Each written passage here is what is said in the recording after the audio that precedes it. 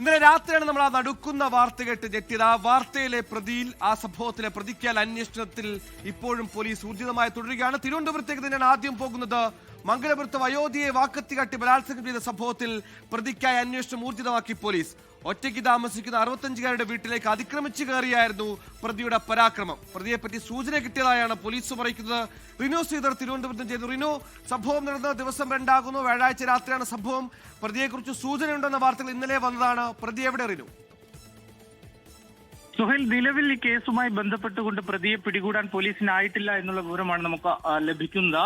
വ്യാഴാഴ്ച രാത്രിയോട് കൂടിയാണ് 65 വയസ്സുകാരിയെ വീടിനുള്ളിലേക്ക് അതിക്രമിച്ചു കടന്ന് വാക്കത്തി കഴുത്തിൽ വെച്ച് പീഡനത്തിന് ഇരയാക്കിയത്. ബലാത്സംഗം ചെയ്തവർ അവിടെ നിലവിളിക്കുന്ന ഒരു സാഹചര്യമുണ്ടായി. പക്ഷേ സമീപത്ത് വീടുകളിലൊന്നും തന്നെ ആരും ഉണ്ടായിരുന്നില്ല എന്നുള്ളതാണ് നമുക്ക് ലഭിക്കുന്ന വിവരം. അതുകൊണ്ട് തന്നെ അവരെ സഹായിക്കുവാനും ആരും എത്തിയില്ല. അതിനെ തുടർന്ന് പിന്നീട് നാട്ടുകാരെത്തുകയും പോലീസിൽ വിവരം അറിയിക്കുകയും ചെയ്യുകയായിരുന്നു.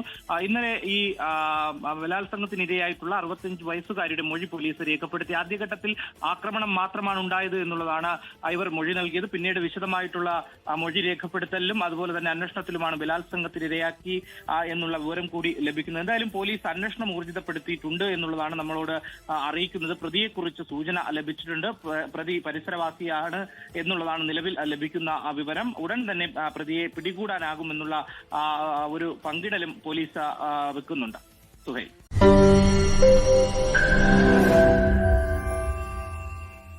ലോകത്തെവിടെയായാലും ഏത് സമയത്തും 24 വാർത്തകളും ഓഗ്മെന്റഡ് റിയാലിറ്റി പാക്കേജുകളും എക്സ്പ്ലെയിനറുകളും വിശദമായി കാണാൻ ഞങ്ങളുടെ യൂട്യൂബ് ചാനൽ നിങ്ങൾക്ക് സബ്സ്ക്രൈബ് ചെയ്യാം.